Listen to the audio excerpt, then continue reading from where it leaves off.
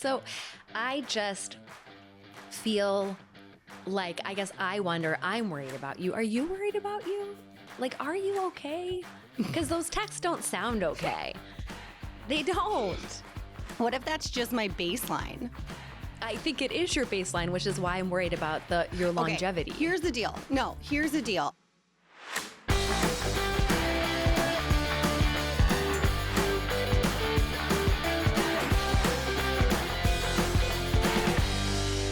Good morning, Jess. Good morning, Andrea. How are you? I'm good. I'm wondering how you are, though, for real, today. Actually, don't speak, Jess. I think, here's the thing. We're meant to be talking about mindfulness this morning. We would not be mindful of reality if we did not have like a little intervention at this moment.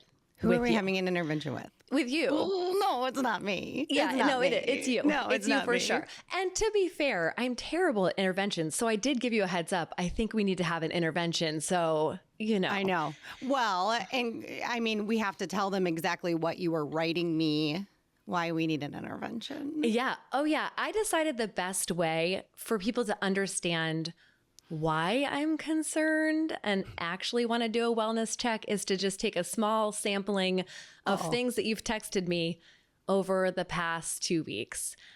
Are you serious? Did you? Yeah, no, I actually have do that? it. I have it here. Yeah. Okay. So these are just in the past 2 weeks. Oh, God. Here's one. I need to just sit and regroup this afternoon. I pile way too much on my plate. I don't even know how. I'm a mess and can't keep up. LOL. I might just fall over one day! Exclamation mark. It's been insane. These are different days, by the way. I feel like I'm drowning right now. And then this was the best one. This is where the intervention became clearly necessary. Going nonstop this week, ready for everyone to leave tomorrow and Sunday. I can regroup and get my house back in order. It's too much. So then a mere day or two after that, I texted you as I was driving back into town. And I was like, hey, I'm driving back into town. What were you doing on Wednesday? Was it, well, what time of day? Because I worked. It was after working. Then, I was helping somebody set up a balloon arch. Is that what you're talking about? That is what I'm like, is that what I was doing? I don't even remember on Wednesday. It was only 2 days ago. This is the girl who says, finally, I'll take a breath. Finally, things will calm down. And you were setting up a fucking balloon arch. And this is not the first time in this last month where I've been like, hey, what are you doing? You're like, setting up a balloon arch. What? That is relaxing. It is totally fine. No. Well, and then I think I left there and we went and grabbed like some Jimmy John's and then I went to a swim meet for like 3 hours that night. I mean, they're solid like 12 to 14 hour days. I know. So what is going on with you right now? And are you okay? Like, I'm literally concerned that you will fall over and die one day. Well, I will. We should probably make sure our like podcast agreement with one another is in place before I like just drop dead one day. Yes, that is absolutely on the to-do list. Yeah, it really should be done. So we make sure we're good. Okay, so here's what I was thinking, because I was thinking about this, and those texts perfectly sum up how chaotic my brain is.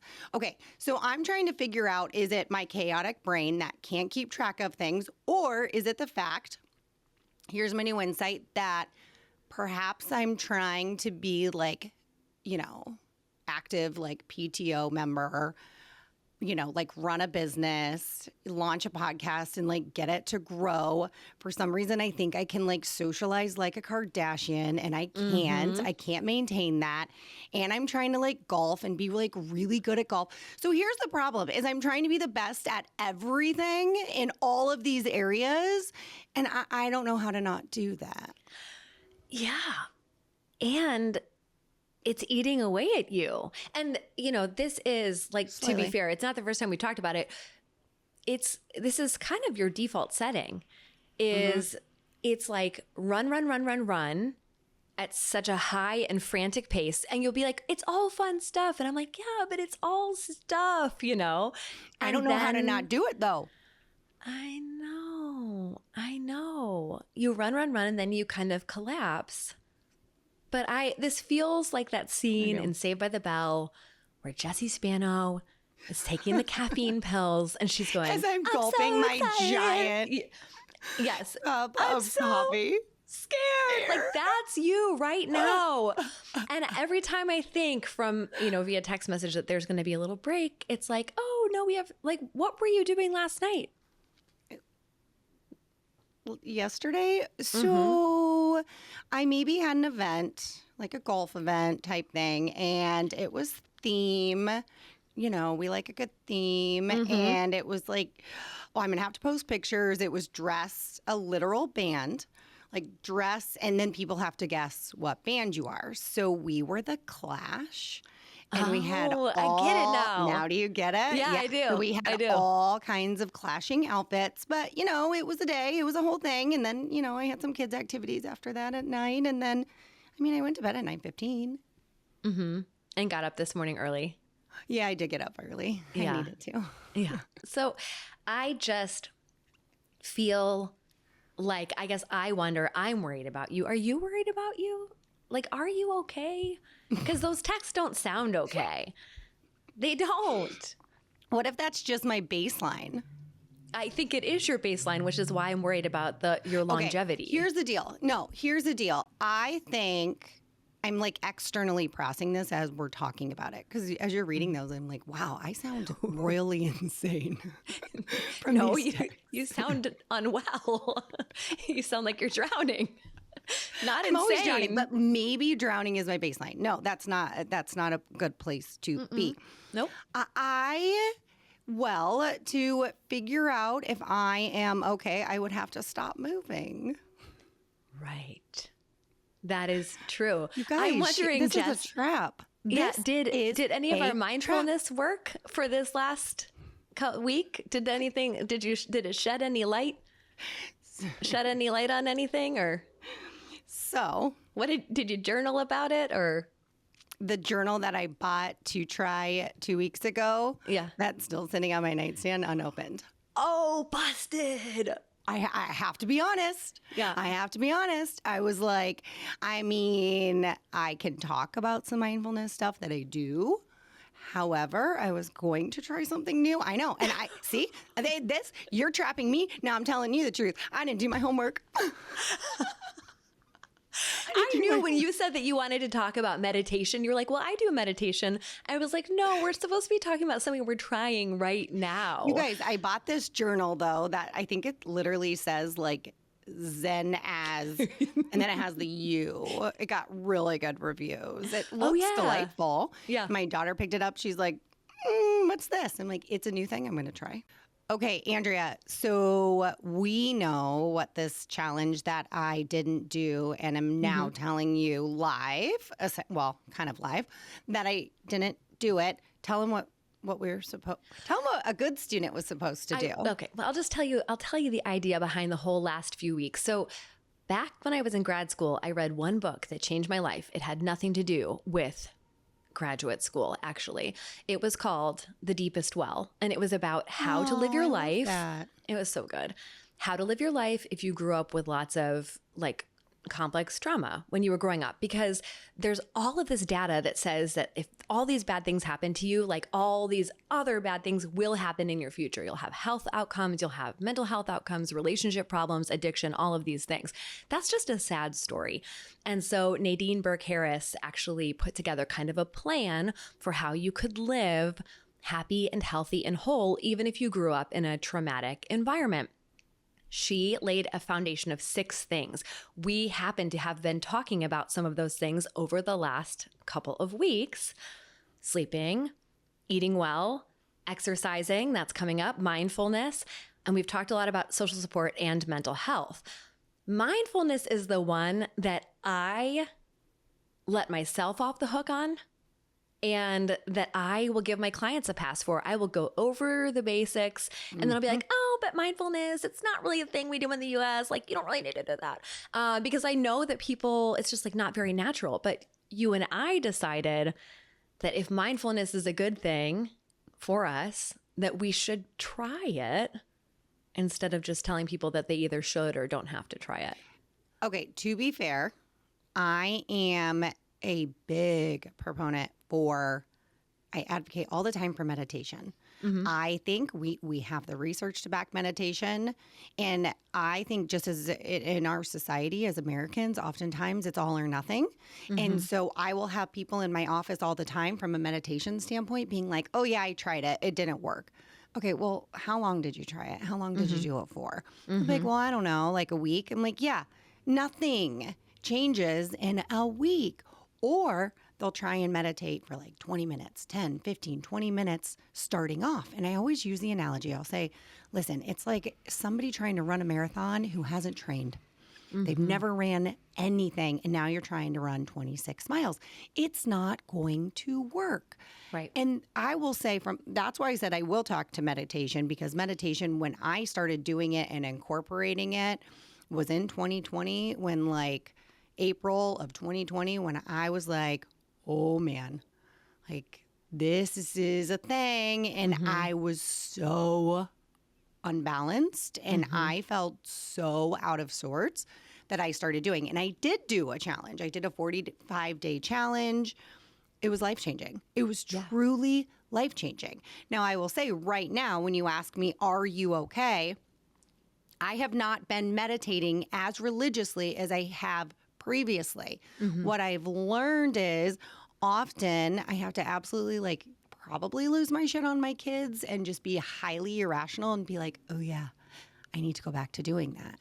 But I've honestly never done more than 5 to 8, 9 minutes first thing in the morning. That's all I need to balance that nervous system. I think we should take a quick break, come back and talk about a few of the reasons why meditation is hard. You've hit on one of them and why it's so countercultural. And then let's deep dive in to our own experiences, and let's have a little convo about if 5 minutes of meditation is going to change where you're at right now. Deal.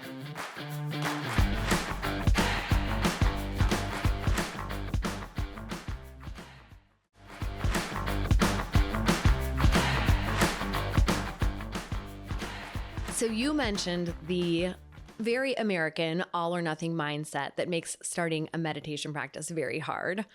What else do you think makes this so countercultural or so difficult to get started? Well, it's the concept of time, right? Yeah. And it's every meme out there that says, oh, anybody who says they don't have time to meditate should be meditating. You should be able to take 5 to 10 minutes out of your daily schedule. And if you can't do that, we have a problem. So I think time is a big one. Yeah, time's a huge one for me, for sure. And like you said, that's probably when I would need something mindful the most. I also think that sometimes we have way too limited a definition of what mindfulness is. Yes. We did a quick Google before this to see what should we even be looking at? Is it just meditating? And there are so many different kinds of things that are suggested, none of which are cultural norms. So one of the things that I wanted to try but didn't try was just the act of being present in one way at one time. So if I'm eating, only eating, not scrolling my phone. If I'm cleaning something, only cleaning something. I want to make this into my own mindfulness practice called perfectly inefficient. That's what I would like to be. Perfectly inefficient. Yes. That's and perfect. fantastic. Obviously, I have a little issue with people pleasing and perfectionism. I need a motivational poster that says perfectly inefficient. I love that. It's something to try. I've explained this and tried to have clients do this before too. And it's really freaking hard. So much of being mindful is being present and aware and slow. And especially as women, I feel like we're always doing more than one thing at once. What's the next thing? Always, What's the next thing? Yep. Totally. And we have to, because things fall apart when we don't. I have this great sheet that I developed. Maybe I didn't develop it. I don't know. Anyways, it was a couple years back, and I used to give it to people for it was a mindfulness. It was a really good exercise, and it talked about, it was one of the things that Google was talking about too, starting the day with an intention. And I love that. And I would have people do it for a week and then come in, right? And I would always explain it that our brain looks for evidence to support whatever beliefs we have. So if you start the day, and this is when I noticed it, when I started the day saying to myself, oh my God, I have so much to do today. Oh my God, how am I going to get it done? I like automatically had this nervous system response. I was starting the day with an elevated nervous system without actually experiencing any level of stress just by what I was telling myself. So being able to sit down and just write an intention, I'm going to focus on what goes right. Well, then for the remainder of the day, if you remember, is looking for what is going right. But so often we focus on the ick, the bad, the stressful stuff. And it changes your body's response and it changes your energy level starting right off the bat. Yeah. That's actually what I'm hearing now when people say, what's the science behind manifesting? It's that.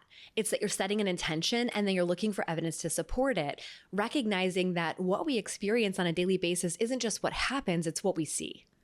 And Absolutely. I was just listening to someone talking about that this morning, about how so few of us live with an intention. And our attention is just kind of whipping back and forth all over the place. And a lot of times we're just taking in a lot of information and reacting to it, which I don't know. I don't love the idea of outsourcing my life to whatever pops up in my Instagram feed. Well, you're giving up control. And it's actually control that we have that we're releasing into the world or to other people or wherever. I love the example of weather. You wake up and it's gloomy or it's raining or it's cold and people say, ugh, what a gross day. What an ugly day. Ugh, this is gross. Think about how that sets the tone for the remainder of the day versus being able to say, I did this when it was raining. My husband actually was like, change your focus, change your focus. He's been really plugging this change your focus thing. And it was a rainy day and I was really bummed because, I couldn't do anything. But we're in the house and I'm like, ugh, it's such a rainy day. He goes, or it's a day to just stay in, to just chill, to get stuff done, to catch up on things. And I'm like, touche. Good call. How much and it ended up being a great day. Yes, but how much did you want to punch him in that moment? Probably. A little bit? Probably a lot. Not a little, probably a lot. Well, this is one of the things, though, that I think for me is the most tricky, like complicated, toxic, even around this idea of mindfulness or awareness, is that we believe that being mindful means that we will be happier. Yes. And that we have this idea that if I'm a mindful person, if I'm present, this came up so much in the early parenting years, this idea that like, I just need to be a present parent. I need to be mindful. And we have this idea, this process mixed with this idea that we would be like perfectly happy at all times and content at all times, when mindfulness has nothing to do with that. It really is about embracing and experiencing what's happening right in front of you. And that can be good or that can be not so good. There are times where we struggle with that. So I hear you saying expectation, right? We have to change our expectation for what mindfulness and what we have to change just what we expect to get from that activity. This is where I see people go wrong with meditation is they will say, I hear it all the time, I tried to meditate for 5 minutes and my mind wandered. It kept wandering. And, well, obviously I can't do it. Obviously I'm not getting it right. Obviously I suck at it. No, the goal is not to ever have your mind wander. The goal is to notice it's wandering and bring it back to the present. That is the overall goal. There was a great interview with, it was like I think it was the Dalai Lama himself who said, because the whole goal in meditation is to reach this period of enlightenment, is what they call it. Dalai Lama said, I'm still trying to reach this point of enlightenment. My mind still wanders. The point is not to get it to stay fully present for 2 hours. It's notice if it's drifting and bring it back. Well, and to be fair, fully present means noticing that I'm having other thoughts. Yes. Fully present means maybe you are uncomfortable in that moment. Maybe you're angry in that moment. Maybe you're feeling some unpleasant things and you are present to those things. And I think that's part of what we get wrong is that we assume that the end result of being more mindful is to be better, happier, right? It's almost it's a showy kind of thing. And it's an expectation that we have then for ourselves. And I think this is just another thing put on women, especially on moms. We need to be more mindful. We need to be more present. And that means more happy all of the time. And it can be really used to invalidate our actual lives, which is the opposite of what we're trying to do with mindfulness. I honestly think mindfulness, the whole goal should just be regulation of nervous system. Truly. Right? When you're at a highly elevated state and your nervous system is activated, it's not good for your body or your mind. They're the same though, right? They're connected. So that is the point, is how can we control the stress response? How can we bring that down, whether it be through meditation, whether that be through setting an intention, whether it is with journaling. It's how can I get it out of my body so I can just breathe? And even just how can I connect to what's inside instead of just going. So that actually really does lead into my experience because I did do my homework. So let's take a break and I will tell you about my little journey with meditation.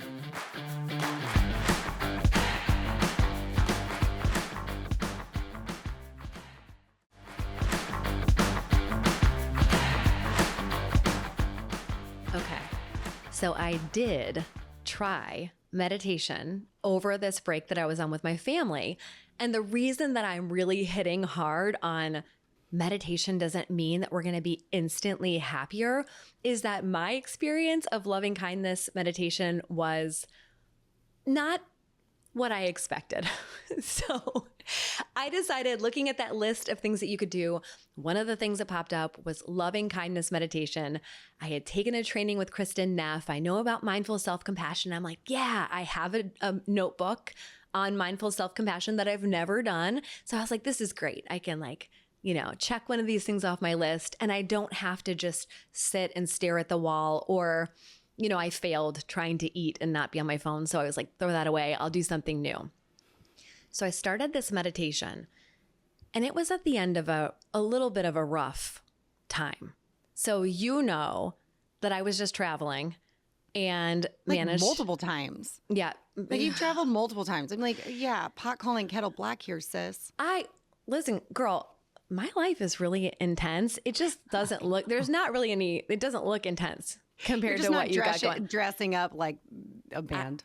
You sing in a band. I do sing in a band. Yes. I have a lot going on. I'm just not actively drowning at this moment. Only one of us is like a risk and ongoing concern, and that's you right now. Me. But yeah, so I have been traveling. Now, as our listeners know, traveling with kids is not always the most fun because we have this vision in our mind of what it's going to be like, and it is never, ever like that. Nope. So they were fighting. They were fussing. It was hot.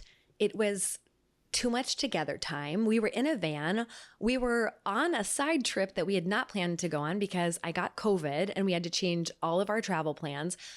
It was pretty sucky, honestly. It was a rough time, and I was there and I felt that burden of needing to be the one who found the new plans and made sure the days were good and helped everyone to feel really happy and enjoying, and that they're fighting. And I'm like, fuck, I just so stressed out.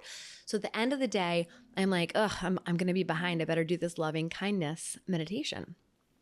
So I'm listening to the meditation. I'm laying in bed. I've handled the COVID situation in real time with grace. My heart had not handled the COVID situation with grace. So I'm listening to this meditation and they're talking about repeating this mantra first to yourself. May you be well. May you be happy. May you be peaceful. May you be loved. And I'm laying there in bed like I'm like, irritated listening to you say it. I honestly. know. I'm like laying super. there. I'm like, ah. Ugh, I'm like starting to seethe. And then they're saying that you should envision somebody who you have a really strong, like unencumbered connection with, someone that's just So like, you were thinking of me? You were like, Jessica. yes, my I was podcast I was envisioning your beautiful face right Visioning in front of her. me. Just may you be She's well. like, and then our nervous system went up because she was envisioning me. And then I started to my get real chaos. stressed. And then they say to move that to somebody that you kind of don't know very well, to repeat this and envision that person. And then they guide you to envision someone that you have active conflict with. Uh-oh. And that you're supposed to lay there and you're supposed to, may you be well. Jess, I couldn't do it. Well, I couldn't do it. I was laying there. My heart was squeezed up. I was trying so hard. And this was not a good meditation because they said, and just focus on how you're feeling right now. I was like, fuck you. How I'm feeling is so that's not activated. good. It wasn't good. It wasn't good. So night 2, I had to do another one, but I didn't do that one. I had to pick one that was a lot more welcoming to what was actually happening, that would actively say things like, however you feel right now is okay. But on night 2, I'd had an argument with my husband, who I had previously put as the person that I was thinking of right next to you, Jess, of the person that I love on, So then I was Sorry, like, Dan, it was just me. She just I was like, telling now me he's it's out. He's on my last nerve. Then I had to think of somebody new. Then I felt bad that I didn't have a lot of new people to think of, that I had easy breezy, positive relationships with. So what I'm trying to explain to you is I did these meditations and I went through a lot of trauma. Okay. You get a participation trophy, my friend. That's what you get. I did what I was supposed to do. I didn't feel peaceful. I felt very judgy of myself. Then I was noticing my judgment, trying not to judge my judging. Then I was feeling lonely because I was like, there's just not enough people in the world that I like in an easy breezy way to hold in my heart like this. And there's way too many people at the end where I feel like I have active conflict. So what I'm trying to say is, it's complicated, okay? Like when I was thinking about being mindful with my family during the day and being present, it was hard because it wasn't nice at those moments. Yeah. And when I was doing this meditation, I'm going to keep doing it. I think that having an intention of having loving kindness towards myself and other people in the world is an important intention to have. But man, anyone who's listening who's like, I don't know if I could do that. I mean, it's going to be this is going to be like lifelong. This isn't going to be like 2 weeks. Do you only do it at night? I am only doing it at night right now. Okay, here's my suggestion. My unsolicited advice here. Do it first thing in the morning. It's a good idea. It's a good idea. That was a game changer for me because sometimes at the end of the day, I was just trying to squeeze it in. It wasn't an intention. I would fall asleep sometimes. If I do it first thing in the morning, that has by far been where I have experienced the most success. I will also throw out to people, and this is what I say to people in my office, is do a 30 or a 40 day or a 45-day challenge. However, you've got to give yourself grace. So my grace is if I missed a day, I just couldn't miss 2 days. So then if you woke up late and you're kind of scrambling, it shouldn't stress you out to have to do it. Sometimes you actually don't have time because of outside circumstances. So the goal for me was a 45-day meditation and never to skip 2 days in a row. That makes a lot of sense. And it really, I'm telling you, that's when I got hooked on meditation, is that approach. And I just recently did it with a client of mine. And she was like, no way. I'm like, just trust me. 45 days. Can't skip more than 2 days. And it is, I will tell you, we were talking the other day and she's telling me this story and I'm looking at her, I'm like, you do? And she goes, yeah, I know. It's like, I'm a different human all of a sudden. I don't react like I used to. She's like, I cannot believe the woo-woo worked. Like because she was so against it. And I'm like, well, yeah. But why I think it worked for her was I said, you can skip a day. It's okay. And if you want to do 3 minutes, do 3 minutes. Don't do longer than 10. And that was the way to get, but people start really hot and heavy and they're like, I'm going to do a 20-minute meditation. No, you're not. No, you're not. No, you're not. You're going to drive yourself bonkers trying. Okay. Uh-oh. You're full of wisdom, but physician, heal thyself. So I know that you have been a meditation champion at points in the past. I did acknowledge that. You did that was before. I eat those words. I actually don't even want to challenge you to put something else on your plate. I don't think adding a 3-minute meditation in the beginning of your day right now is going to address how your life has been. So friend, for real. But maybe it's just what I'm saying. What if, okay, hear me out here. Hear me out. I'm not giving you an excuse here. But I've been You're thinking totally giving me an excuse. So No, I'm not. You are 100%. No, I'm not. Okay. No, I'm not. It's a good one. You can call me. You can say it's not. But I was thinking, what if I'm telling myself the same thing I was doing first thing in the morning? Oh my God, I have so much to do. Oh my God. Like I heard that in my text messages a little bit. Am I telling myself, I am busy. This is true. However, there's some things on there that I like to do. Maybe I need to change my expectations of self during this time. Also, do you want to know? Okay, here, I'm going to be real honest right now. When you were reading those texts, I'm like, that's the people pleaser in me. Let me explain. Because every time you were reading, I'm like, oh my God, I'm telling her I'm busy because I feel like I'm disappointing her. I'm getting vulnerable right now, you guys. She doesn't know this. I didn't pick up on it until you read me those texts. And I'm like, I know. I was like, I'm sorry. Like it is me being like, I'm sorry, I haven't done that. And I need to do this. And I need to get to this. And I need to grow. And yes, that is... Again, I'm not trying to distract from my intervention here, but I did hear the ex-people pleaser in me not wanting to disappoint as a partner. And to be clear, it's not because you're putting pressure on me. It's in my own head. Okay, that might be partly threw her true. off. Now she's like, intervention. No, I don't want to override your insight. That could be partly true, but some of this is just in checking in about like, how are you doing? What's going on today? And so I think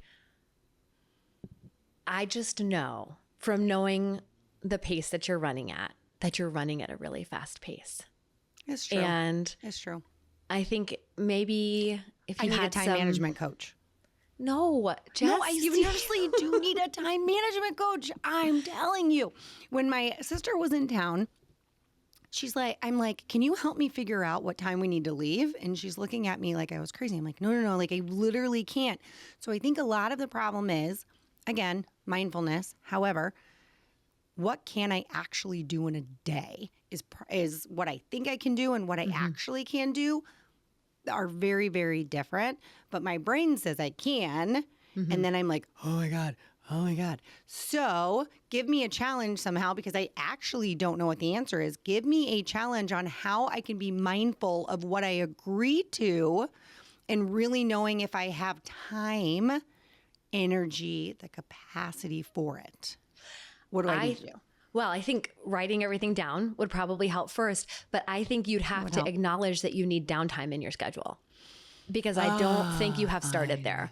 I think you would go, okay, that fits. Well, I don't have anything Wednesday. I have something Sunday, Monday, Tuesday, Thursday, Friday, and 6 things on Saturday, but Wednesday's free. So I think you would have to start with a mindset shift that you need some space in life. What generally. does like downtime look like? Just out of curiosity, real we're quick. going to need another episode for Yeah, this. We're going to need another episode. On what downtime looks like? Because I'm like, can you do anything? Like, can you still be productive? Like, can I create? Like, can I do?